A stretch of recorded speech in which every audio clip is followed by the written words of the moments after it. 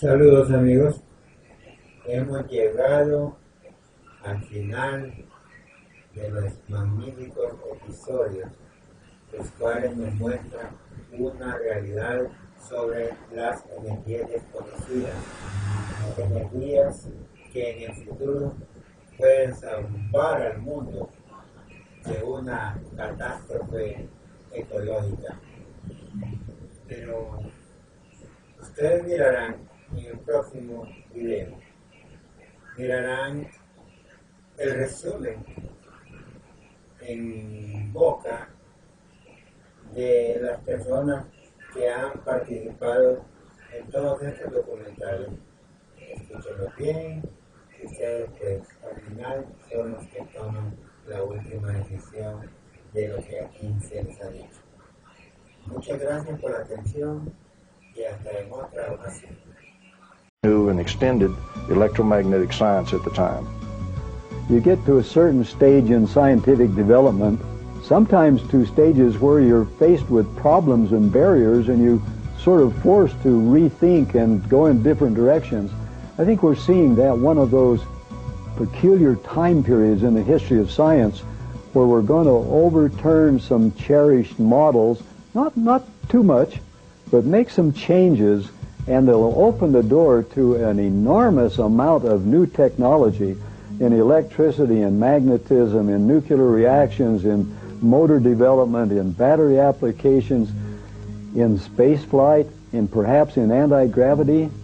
I think there are, in creating scarce elements from plentiful elements. I think we have just reached a plateau now where the world door is opening to, what, a millennium of new science? We're talking about real-life hardware. We're talking about experiments in science that are telling us beyond any reasonable doubt that we have technologies that will enable us to be free from the bondage that we now feel, free from some of these economic constraints that we've created for ourselves. Because you see, if energy is free, and it will be very shortly, food is free, housing is free, then we're free to create express our creative gifts and not be like drones. And we're also free to explore our greater selves. And it's going to be a very exciting time coming up.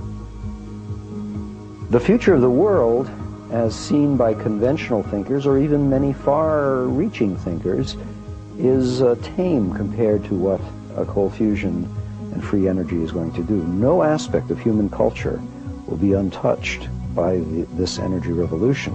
The very fact that the material that covers 70% of the planet's surface will now be available as a fuel source, and the fact that water makes up a huge percentage of our bodies, and this is a fuel and a source of energy, this is going to have incredible psychological and religious and historical and geopolitical implications. The Middle East picture and the strength of the oil interests there is going to be drastically altered. Air pollution will be abolished in most cities that are now affected by the internal combustion engine.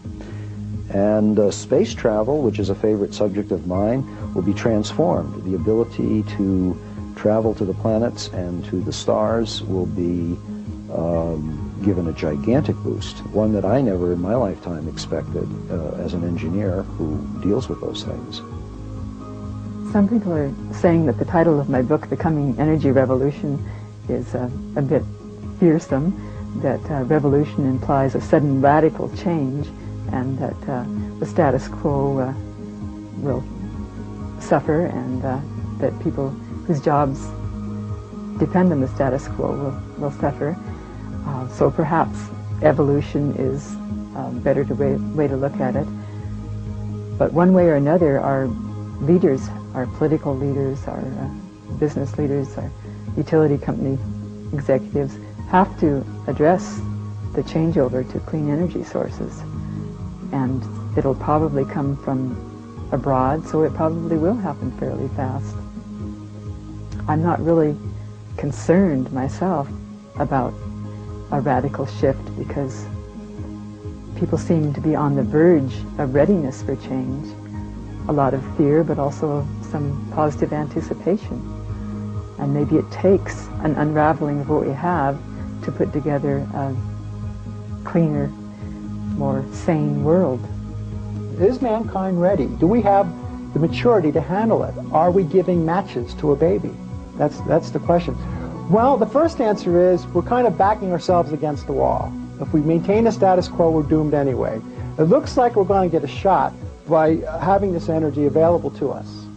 If we're not mature enough to handle it, well, I guess we're doomed either way.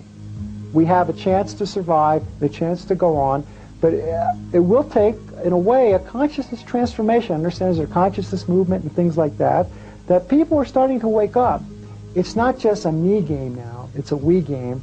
And as we learn to work together and have empathy for one another, we can transcend the old selfish consciousness, which has caused all the problems and all the wars and everything else, into a recognition that we are a planetary being.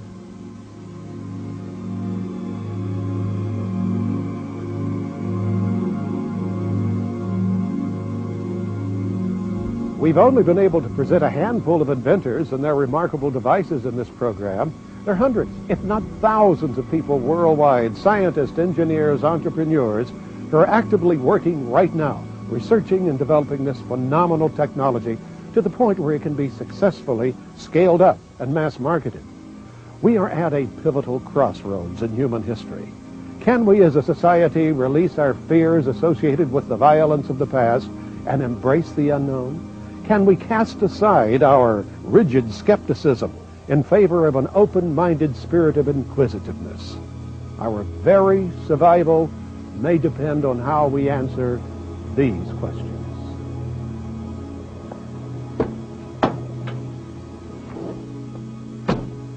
We hope we've given you enough of the necessary information with which you may base your future decisions regarding this exciting new field, one that will soon affect all of our lives and the very fate of our planet Earth as well. I'll see you at the finish line. The race is on.